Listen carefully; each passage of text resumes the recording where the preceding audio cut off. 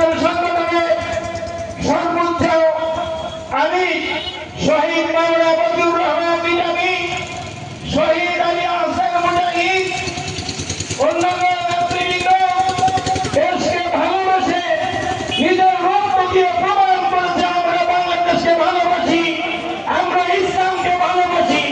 এজন্য কারো কাছে মাথা নত করে নাই। আজকে যারা দেশের জন্য মায়া কান্নাকাটি করত, যারা দেশের মানুষ করলে বলে খাই দিত, তারা আজকে বাংলাদেশ থেকে পালিয়ে গিয়েছে। আজকে আমরা পালিয়ে যাই নাই, আমরা দেশকে ভালোবাসি, দেশের প্রতি আমাদের শ্রদ্ধা আছে, ভালোবাসা আছে।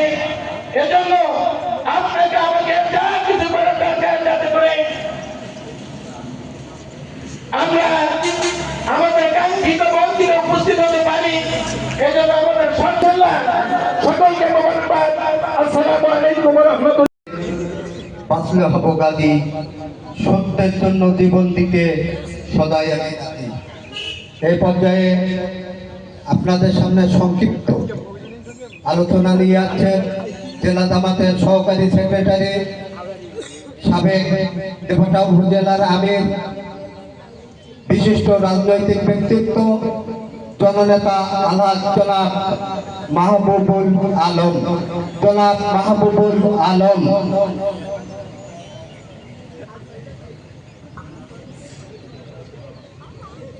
আলহামদুলিল্লাহি রাব্বিল আলামিন, আসসালাতু ওয়াসসালামু আলা রাসূলিল কারীম ওয়া আলা আলিহি ওয়া সাহবিহি আজমাইন।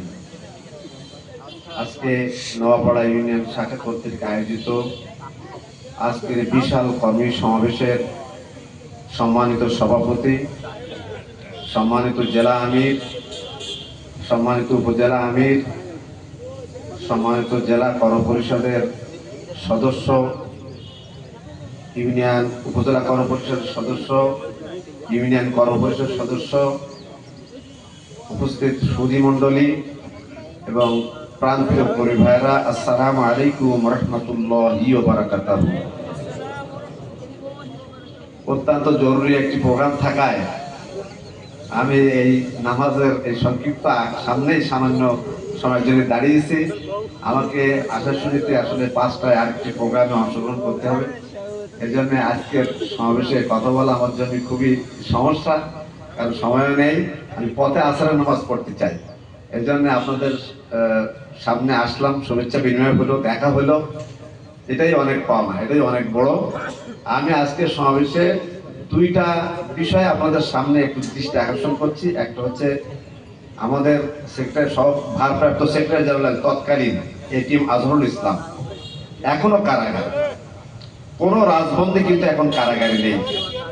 একজন ব্যক্তি কারাগারে আছে, তিনি জামাত ইসলামীর তৎকালীন ভারপ্রাপ্ত secretary general ATM Azharul Islam. জনগণের প্রশ্ন, এখনো কেন এটিএম আজহারুল ইসলাম কারাগারে আছে? অবিলম্বে আমরা আমাদের সহকারী সেক্রেটারি জেনারেলের মুক্তি চাই। এই মর্মে 18 তারিখে গণমিছিল সাতক্ষীরায় আপনাদের দাওয়াত থাকবে।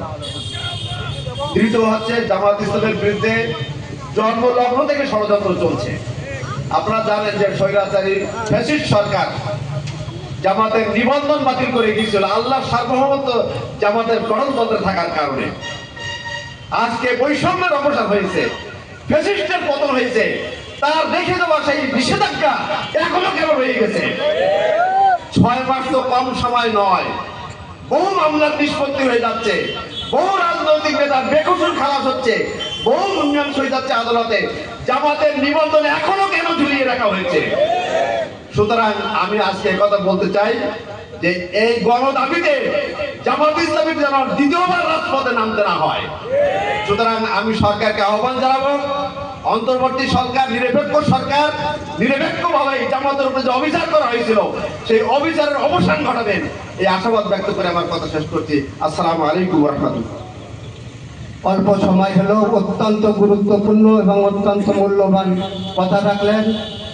আগামী উপজেলা পরিষদের চেয়ারম্যান পদপ্রার্থী জননেতা মাহবুবুল আলম, জননেতা মাহবুবুল আলম। এই পর্যায়ে নামাজের বিরতি জাস্ট 5টা পর্যন্ত, 5টার পর আবার আমাদের কার্যক্রম শুরু হবে ইনশাল্লাহ।